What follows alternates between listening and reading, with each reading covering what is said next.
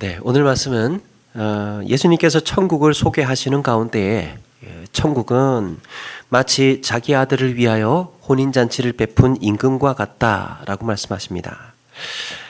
말하자면 천국은 혼인잔치를 베풀었을 때 일어났던 이 상황과 닮아 있다는 거예요. 지금 말씀하실 이 상황과 천국은 닮아 있다. 어느 날 임금은 자기 아들을 위해서 혼인잔치를 열었지요. 그리고 종들을 보내서 이 잔치에 와야 할 사람들을 초대를 합니다. 임금의 혼인잔치에 참여한다는 것, 이것은 임금과 함께 식사의 교제를 나눈다는 것을 의미합니다. 그래서 임금이 아무나 부르지 않고 미리 정해놓은 초대자 명단을 따로 뽑아서 VIP 리스트를 뽑아서 종들에게 주었고, 종들은 이제 그들에게 찾아가서 초청하도록 이렇게 되었습니다. 유대인들의 혼인잔치는 서로 함께 먹고 마시는 가운데 일어나는 식탁의 교제가 중요합니다. 이런 식탁 교제는 서로 친밀해지는 계기가 되고 공동체 의식을 강하게 하는 의미도 있지만, 또 한편으로는 매우 배타적인 면도 있습니다. 우리끼리만 먹는다라는 거죠. 당시 유대인들은 절기가 되면 그 절기 음식을 이방인들에게는 주지 않았습니다.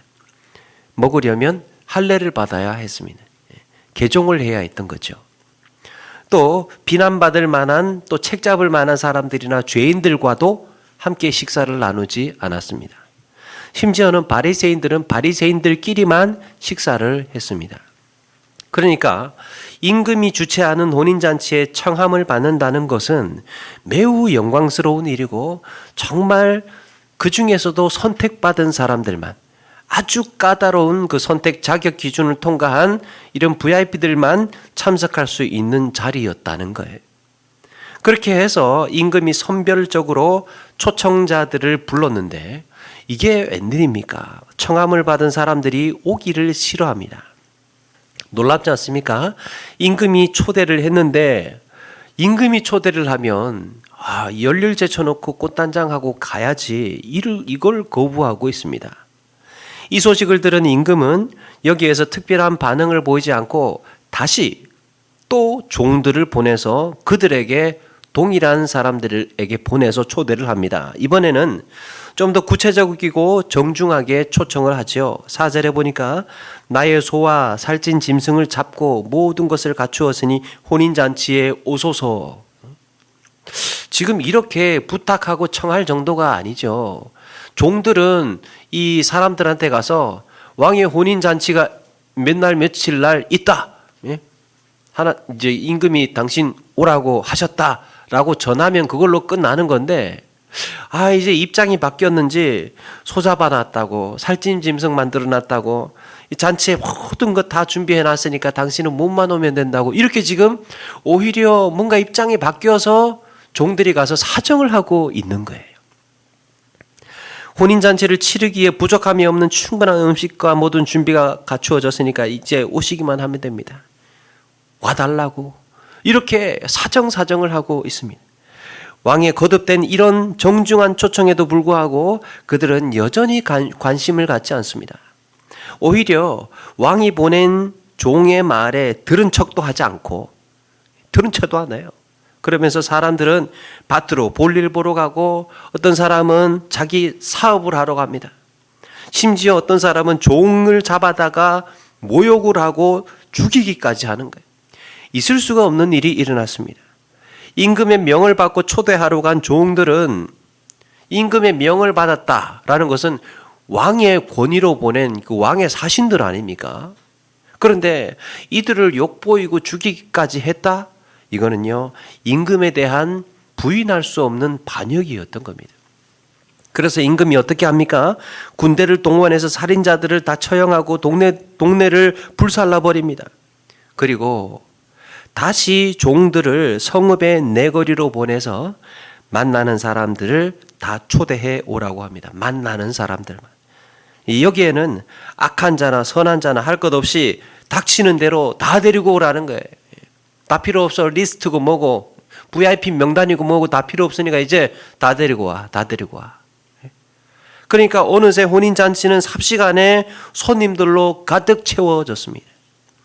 잔치는 서서히 시작이 되고 이제 임금이 들어올 차례가 되었습니다.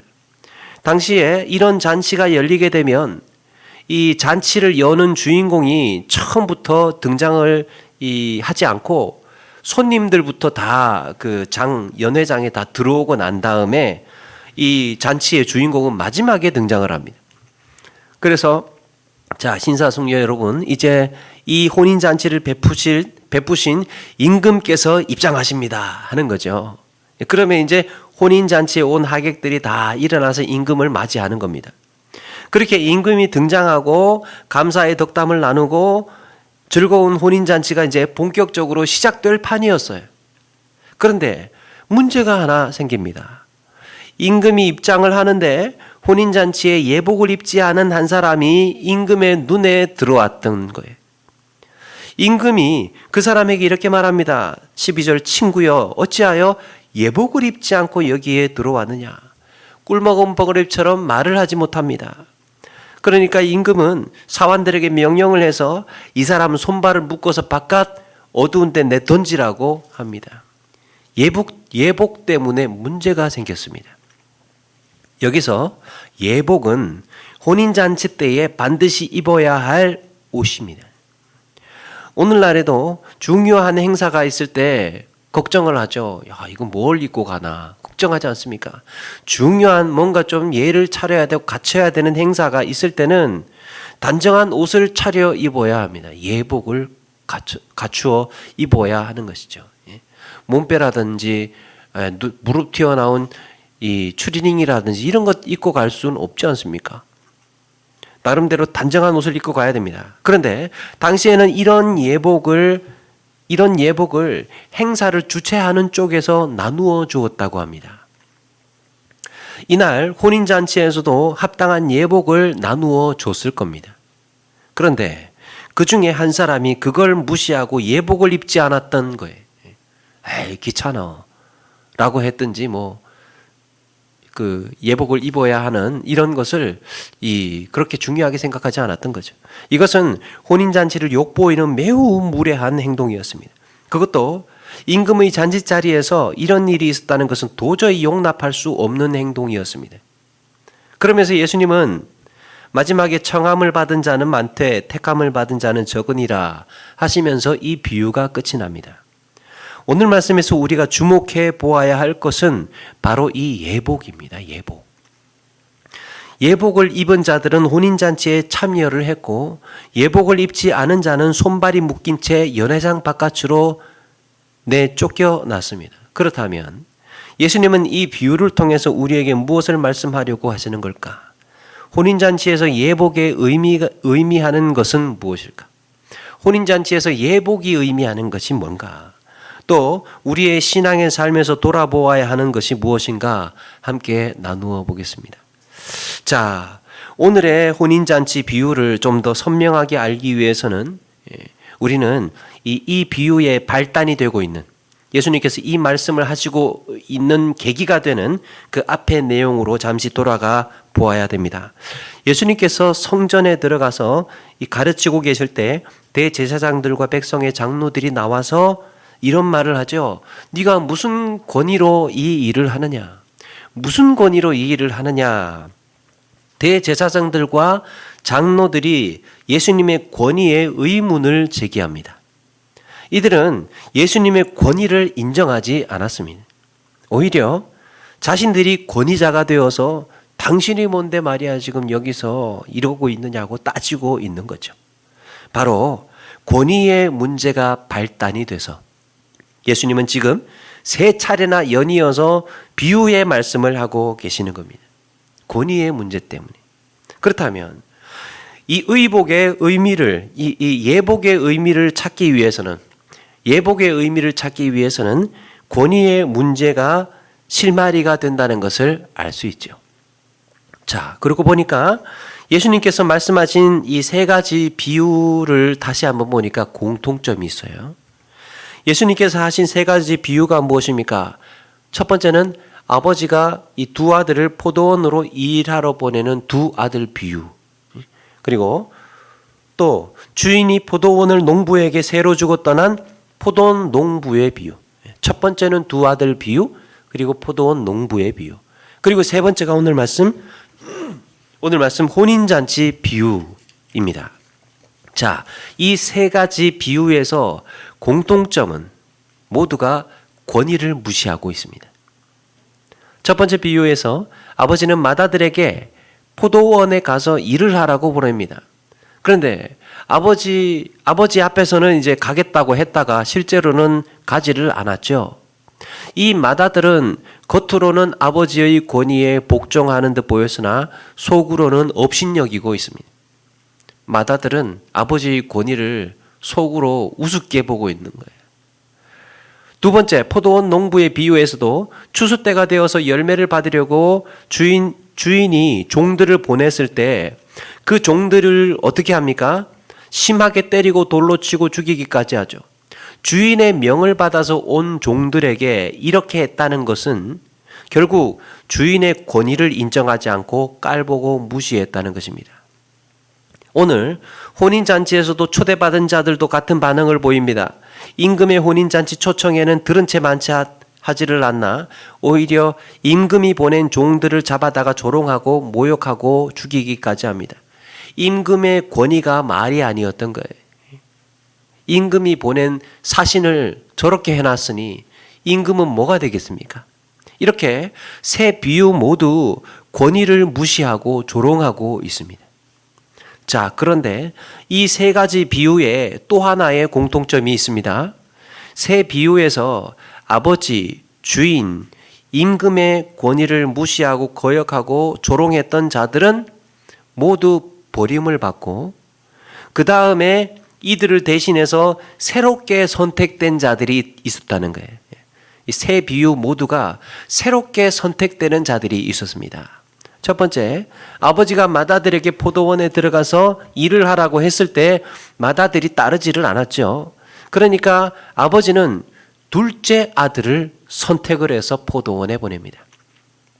새롭게 선택된 사람 둘째 아들.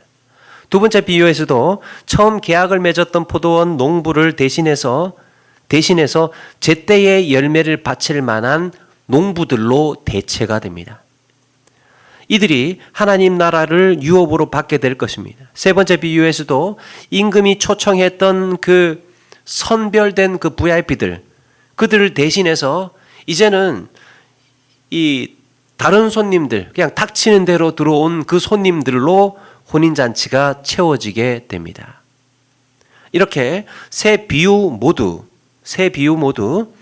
새롭게 선택되는 자들이 있었는데, 자, 여기서 그 첫 번째 사람들과 두 번째 선택되는 사람들 사이에 중요한 변화가 일어납니다. 그게 바로 선택 조건이 달라진다는 거예요. 다시 첫 번째 비유로 돌아가서 아버지가 맏아들을 포도원에 보낼 때 맏아들은 아버지의 권위에 복종합니다. 이 맏아들은 누구를 가리킵니까? 대제사장과 이 백성의 장로들을 가리키죠. 유대 지도자들을 가리킵니다. 맏아들은. 그런데 둘째 아들은 누구에 비유되고 있습니까? 세리와 창녀들에 비유되고 있습니다. 포도원에서 일을 시키기 위해서 아버지가 맏아들에게 맡겼다는 말은 맏아들이라는 자격 때문이었어요. 왜 맏아들에게 시켰느냐? 맏아들이기 때문에 그가 포도원에 들어가서 일할 자격이 되기 때문에, 조건이 되기 때문에 보냈다는 거예요. 그렇다면 예수님께서 먼저 이 자격 조건을 준 사람들이 누구라는 거예요? 유대인들이라는 겁니다. 유대 지도자들, 대제사장, 서기관, 바리새인, 백성의 장로들로 대표되는 이 유대인들을 먼저 포도원 안으로 보낸 것이 됩니다. 그런데 그들이 순종하지 않자 둘째 아들을 보냈는데 그 둘째 아들이 누구라는 거예요? 세리들과 창녀들. 그러니까 포도원에 들어가서 일할 자격이 안 되는 사람들이 지금 들어가고 있는 겁니다. 두 번째 비유에서 포도원 주인은 먼저 세를 받기로 계약한 농부들이 있었습니다.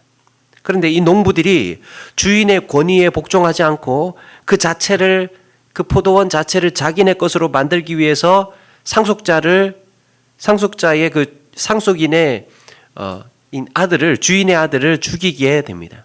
그러니까 포도원 주인은 이 악한 자들을 심판하고 포도원 수확의 마무리를 다른 농부들에게 맡기게 되죠. 세 번째 비유에서 임금의 혼인잔치에는 아무나 초대받을 수 없는 선택된 자들이 초대를 받았습니다. 그런데 이들이 아무런 관심도 없고 초대에 응하지를 않다 보니까 임금이 뭐라고 합니까? 혼인잔치는 준비되었으나 청한 자들이 합당하지 아니하니. 그리고 종들에게 파격적인 명령을 합니다. 이제는 마구마구 데려와라. 마구마구. 이제 나가서 마구마구 청함을 받아서 그렇게 다 데리고 와라. 닥치는 대로 데리고 와라. 그렇게 해서 혼인잔치에 온 자들이 두 번째 청함을 받은 자들입니다. 오늘 말씀 9절에 이렇게 말합니다. 임금이 내 거리 길에 가서 사람을 만나는 대로 혼인잔치에 청하여 오라 그랬습니다. 내 거리 길로 번역된 이 단어는요, 빠져나가는 길이라는 뜻이에요. 빠져나가는 길. 그러니까 성을 빠져나가기 위해서는 한 곳으로 집중되어지는 그 길이 있는데 바로 그 길로 나가라는 겁니다. 가장 많이 사람들이 붐비는 성읍에서 이 큰 길로 나가기 위해서는 그쪽을 통과해야 된다는 것이죠. 그래서 가장 많은 이 붐비는 사람들 거기로 가라.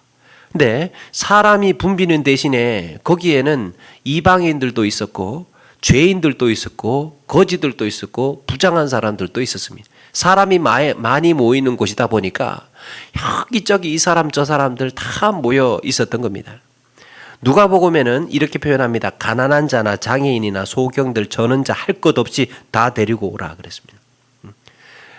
부정이고 뭐 착하고 안 착하고 다 상관없고 하여튼 그냥 사람이라면 다 데리고 와라. 다 데리고 와라.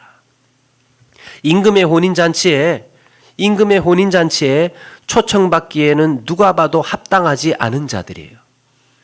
그런데 이제는 혼인잔치에 참여할 수 있는 자격 조건이 무너졌습니다. 자, 이렇게 아버지나 포도원 주인이나 혼인잔치를 열고 있는 임금은 모두가 혈통이나 계약이나 신분이라는 까다로운 선택 조건이 있었습니다. 처음에는 혈통이 돼야 된다랄지 자격이 돼야 된다라든지 신분이 그에 걸맞는 신분이 되어야 된다라든지 이런 자격 조건이 있었는데 이제는 세리나 창녀도 부름을 받고 포도원 농사를 짓지 않은 농부들도 선택을 받고 감히 임금 추천에 혼인잔치에 얼씬도 하지 못할 사람들이 수많은 자격 미달자들이 지금 청함을 받고 있는 겁니다. 자, 이제 예복의 의미를 말할 차례가 됐습니다. 예수님께서 첫 번째 선택된 자들이라고 말씀하신 그들은 일찍이 하나님의 백성으로 선택된 유대인들을 가리켰습니다. 그런데 하나님의 권위를 업신여기고 주어진 사명에 충성하지 않고 하나님의 부르심에 응답하지 않게 되면서 유대인이라는 혈통, 또 그들의 가진 신분, 또 모든 자격 조건은 이제 허물어지고 이제는 누구든지 하나님의 권위에 응답할 수 있게 되었고 누구든지 하나님 앞에 나아갈 수 있는 자격이 되었고 누구든지 구원의 소망이 열리게 되었다는 것입니다. 그런데 자격이 되고 구원의 소망이 있게 되었지만 대신에 이전에는 이제 혈통, 신분, 자격 조건, 계약이 모든 것들은 다 이제 무너졌습니다. 대신에 새롭게 정해진 규칙이 하나 있었습니다. 다른 것 다 필요 없고 이제 딱 하나 이것만 지켜야 되는 거예요. 그게 뭐냐?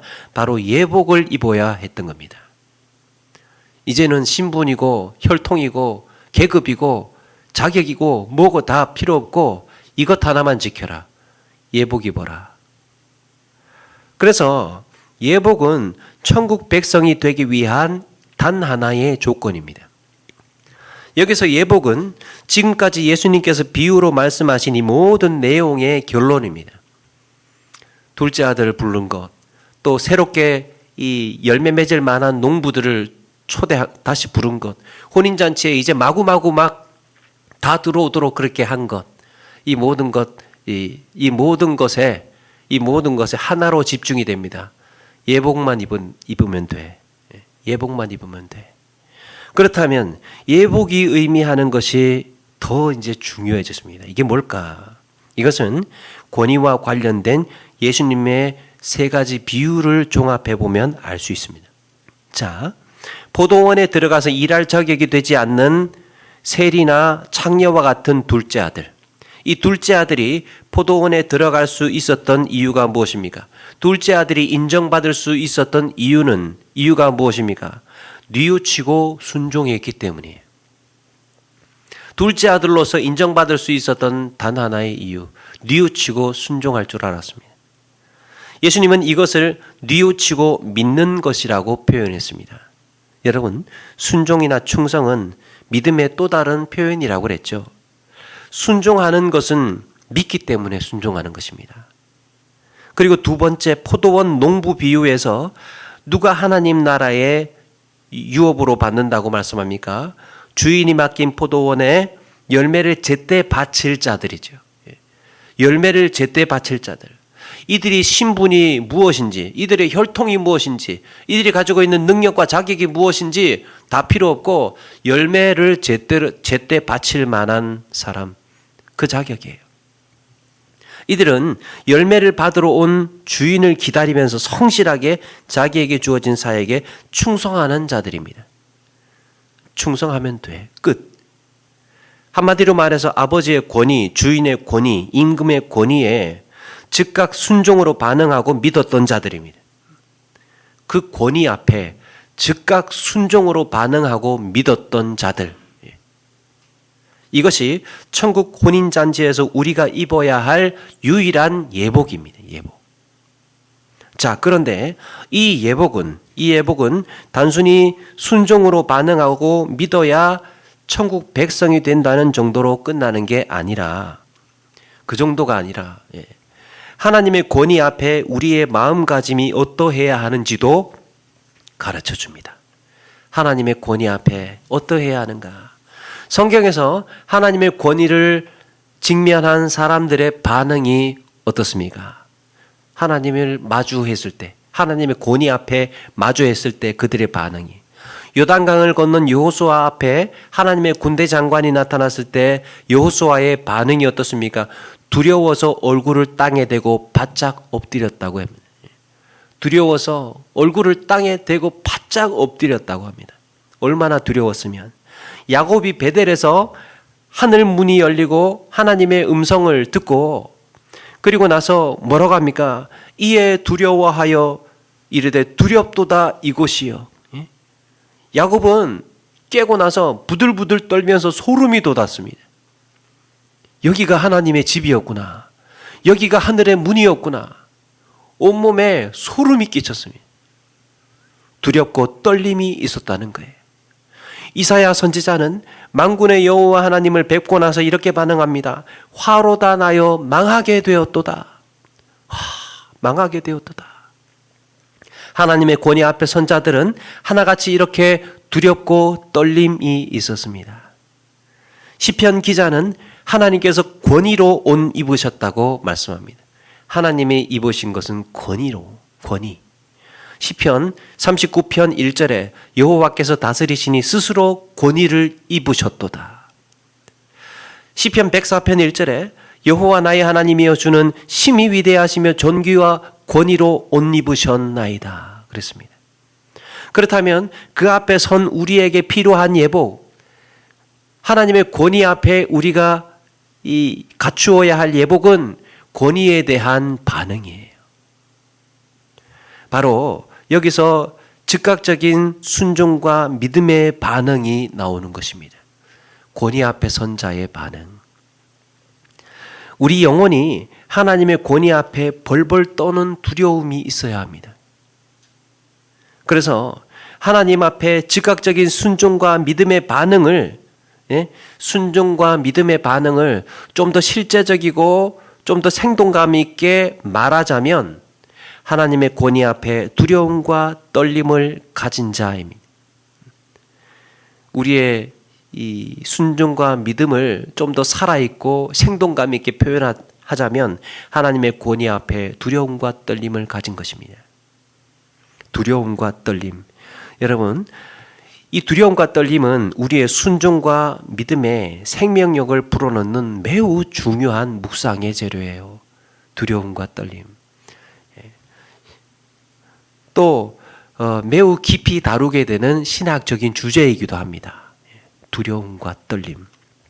오늘날 우리가 정말 진지하게 돌아보아야 될 무서운 사실이 있어요. 그게 이런 두려움과 떨림이 우리 가운데 사라져가고 있다는 겁니다. 믿음은 연약해지는 것 같은데 겁도 없어지는 거예요. 떨리지가 않습니다. 어쩌면 우리가 하나님의 권위를 두려워하지 않는 것은 아닌가? 교회의 권위, 성경의 권위에 과연 우리는 두려움과 떨림이 있는가 돌아보자는 겁니다. 유대인들은 이 토라, 성경을 읽을 때 성경 바로 건너편에, 바로 앞에 하나님이 계시다고 믿고 성경을 읽는다고 하죠. 그래서 자기의 마음에 충동이 오고 자기의 마음에 감동이 올 때 그 자리에서 이마를 바닥에 바짝 대고 엎드린다고 합니다. 하나님께서 직접 말씀하시는 것으로 듣고 성경을 본다는 거예요. 그들에게는 두려움과 떨림이 있습니다. 그걸 경외라고도 표현하죠. 만약에 그렇지 않다면 겉으로는 순종을 말하지만 속으로는 아버지의 권위를 업신여기는 맏아들은 아닌지, 주인의 권위를 깔보는 포도원 농부는 아닌지, 혼인잔치를 부르고 있는 임금의 권위를 무시하고 업신여긴 그 초청자들은 아닌지, 많은 것이 주어지고 많은 조건이 갖추어졌음에도 불구하고 속으로는 그 임금의 권위를 무시하고 업신여기고 있는 초청자들은 아닌가? 우리 자신을 거기에 비추어서 물어보아야 한다는 겁니다. 여러분, 믿음은 권위를 인정하고 그 앞에 복종하는 자라야 가질 수 있는 것입니다. 믿음은요, 권위를 인정하고 그 앞에 복종하는 자가 가질 수 있는 거예요. 권위를 인정하지 않고 속으로 우습게 여기고 가벼이 여기는 사람은 믿음이라는 걸 가질 수가 없습니다. 우리의 믿음도 그런 측면에서 가늠해 볼 수 있습니다. 선포되는 말씀을 무덤덤하게 받아들인다거나 평가하는 자세로 받아들이는 경우에 아무런 마음에 요동이 없고 그냥 듣게 되는, 교회의 권위에 무례를 범하고도 뉘우칠 줄 모르는 것, 배려가 없고 독을 품은 말을 하는 것, 예배에서 하나님에 대한 경외감을 갖지 않는 것, 기도의 간절함이 사라지는 것, 이 모든 것들이 믿음이 떨어졌다는 위험 신호예요. 위험 신호. 우리의 마음에 두렵고 떨림이 사라지는 것은 믿음이 떨어지고 있다는 위험 신호입니다. 뭔가 경각심이라든지 나를 돌아보고 나를 추스리고 야, 내가 이래서는 안 되겠다, 이렇게 자신을 깨어서 추스리고 가다듬고 이렇게 하는 그런 생동감, 또 그런 태도, 그런 자세가 사라져가고 있다는 것은 믿음이 떨어져가고 있다는 위험 신호라는 거예요. 만약에 그렇다면 우리가 입어야 할 예복, 두려움과 떨림을 점검해 보자는 겁니다. 사도 바울은 모든 이름 위에 뛰어난 이름 예수 그리스도를 소개하면서 이제는 이 모든 무릎을 예수의 이름에 꿇게 하셨다라고 말씀하면서 우리에게 이렇게 이야기를 합니다. 그러므로 나의 사랑하는 자들아, 너희가 항상 복종하여 두렵고 떨림으로 너희 구원을 이루라. 빌립보서 2장 12절. 항상 복종하여 두렵고 떨림으로 너희 구원을 이루라 그랬습니다. 항상 복종하여 믿음으로 너희 구원을 이루라 라고 말하지 않고 이 말을 바꾸어서 두렵고 떨림으로 구원을 이루어가라고 말합니다. 사랑하는 여러분, 이제 우리는 천국 혼인잔치에 유일하고 합당한 조건이 된 두려움과 떨림을 회복해야 할 줄로 믿습니다. 이게 살아있어야 됩니다. 그렇다면 무엇부터 시작해야 되는가? 이 두려움과 떨림을 어떻게 하면 회복할 수 있는가? 어떻게 하면 이런 영적인 감각을, 이런 영적인 신경세포를 살려낼 수 있을까?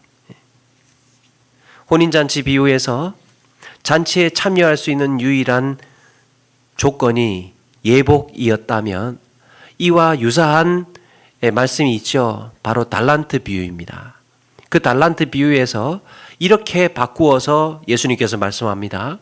네가 적은 일에 충성하였음에 내가 많은 것을 네게 맡기리니 내 주인의 즐거움에 참여할지어다. 내 주인의 즐거움에 참여할지어다. 그게 혼인잔치가 본격적으로 시작되는 상황과 닮아 있습니다. 근데 그 이전에는 무엇이 있었습니까? 예수님께서 우리에게 뭘 맡겼다는 거예요? 네가 적은 일에 충성하였음에 내가 많은 것을 네게 맡기리니. 지금 우리에게는 적은 일이 맡겨진 거예요. 내가 보는 관점에서의 적은 일일 수가 있죠.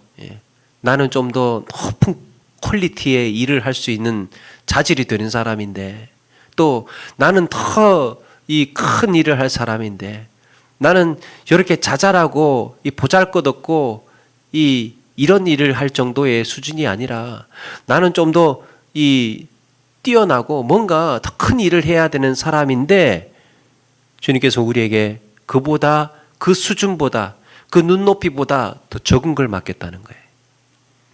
그런데 무엇을 본다는 겁니까? 그 일에도 충성할 수 있는지.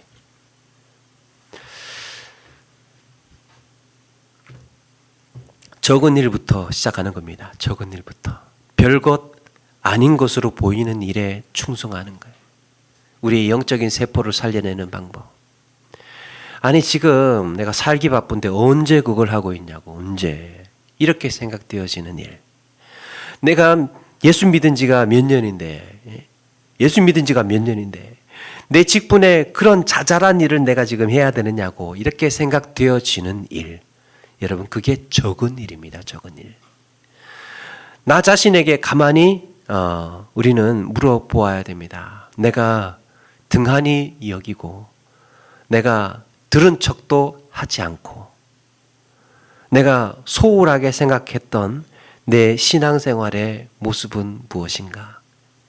우습게 여겼던, 가벼이 여겼던 그 일은 무엇인가?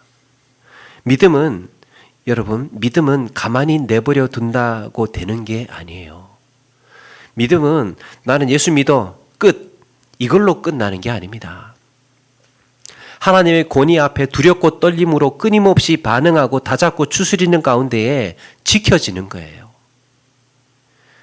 그래서 과거에 나 예수 믿어, 옛날에 고백했지 뭐, 옛날에 벌써 옛날에 고백했지, 이걸로 다 되는 게 아닙니다. 예수님 고백한 사람들은 그걸로 치면, 교회 한번 다녀온 것으로 치면 대한민국 사람들 거의 대부분 한 번씩 교회는 다녀갔을 겁니다.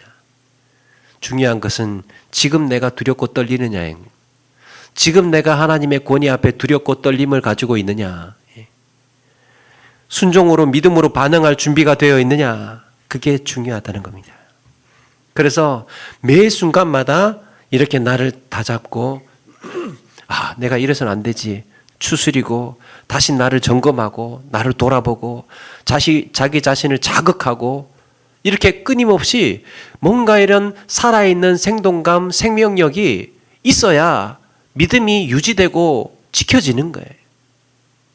옛날에 믿은 것은 지나간 믿음이에요. 과거의 믿음, 과거형. 믿음은 현재형 아닙니까? 지금 믿고 있어야 되는 것 아닙니까? 그러기 위해서 두려움과 떨림이라는 영적인 감각이 무너지지 않기 위해서는 늘 애를 써야 하고, 그것은 작고 사소한 일에 충성하고 순종하는 가운데에 회복이 된다는 겁니다. 거기에서 우리 믿음의 세포가 살아나고 영적인 생명력을 얻게 되는 것입니다. 사소한 일. 드라이브스루 묵상 운동에 참여하는 것, 또 팬데믹 시대에 드리는 우리의 신앙 고백, 성경 필사 역시 크지 않은 일로 보여질 수가 있습니다. 어려운 형편에도 새벽 기도를 사모한다든지 내가 할 수 있는 것, 정해진 시간에 온라인 예배에 함께하는 것도 두려움과 떨림을 가진 자의 태도라고 할 수 있습니다. 뭐든지 나의 지금 형편과 처지에서 내가 나를 추스리고 나를 자극하고 또 나의 신앙이 깨어있는 이 신앙이 될 수 있도록 하기 위한 모든 일들 다 이것이 우리의 이 영적인 세포를 살려내는 생동감 있게 신앙생활할 수 있는 이런 태도라고 할 수 있습니다. 사랑하는 여러분, 이렇게 하루하루 하나님의 권위 앞에 두려움과 떨림으로 살아내셔서 늘 영적인 생명력이 강해져 가시는 저와 여러분 되시기를 바랍니다. 말씀을 마칩니다. 존 비비오의 순종이라는 책에 유명한 대목이 있죠. 군마는 자기 뜻이 꺾이기 전에는 전쟁터에 나갈 수 없다. 마국간에서 가장 세고 빠르고 재주가 많더라도 일단 깨지기 전에는 싸울 수 없다. 그 말은 마국간에 남아있고 재주가 덜한 다른 말이 전쟁터에 나간다. 깨지는 것은 약해지는 것이 아니다. 이것은 권위에 대한 복종과 상관이 있는 것이다. 그랬습니다. 권위에 대한 복종과 상관이 있는 것이다. 권위 앞에 두렵고 떨림을 가진 사람은 믿는 사람입니다. 그것이 살아있는 믿음으로 우리에게 여전히 남아있어야 합니다. 사랑하는 여러분, 지금 우리에게 필요한 것은 내 능력과 내 연륜과 내 자질이 아니라 내 이력이 아니라 하나님의 권위 앞에 즉각 순종으로 반응할 수 있는 믿음의 태도인 줄로 믿습니다. 하나님, 내 뜻을 꺾고 크고 두려우신 하나님 앞에 다시 서겠습니다. 하나님을 전적으로 신뢰하며 나가겠습니다. 내 안에 영적인 두려움과 떨림이 무뎌지지 않도록 나를 붙드시고 하나님이 부르심에 주저하지 않고 즉각적으로 반응할 수 있게 하옵소서. 작고 사소해 보이는 신앙의 몸부림을 가벼이 여기지 않고 성실하게 감당해 나가겠습니다. 이런 믿음의 결단과 고백이 있는 저와 여러분 되기를 주님의 이름으로 축원합니다.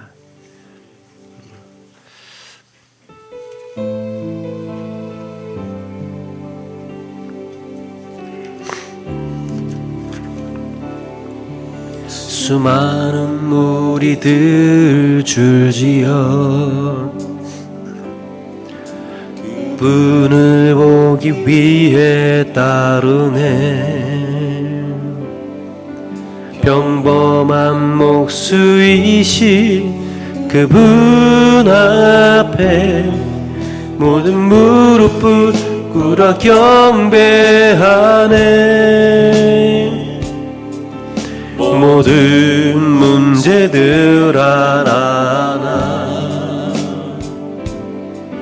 죽음까지 또 힘을 잃고 생명의 근원 되신 예수 이름 앞에 모든 권세들 굴복하네.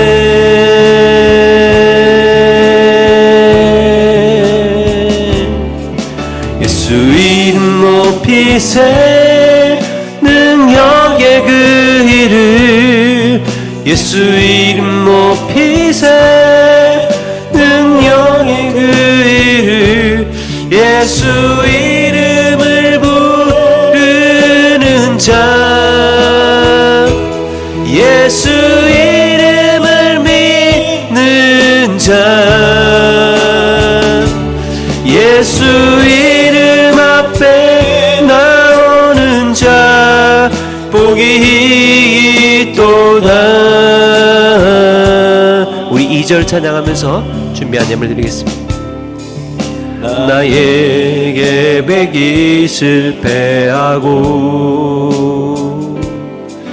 나의 소망이 끊어질 때 삶의 주관자 되신 그분 앞에 나의 무릎을 꿇어 경배하네. 나의 삶을 그분께 맡길 때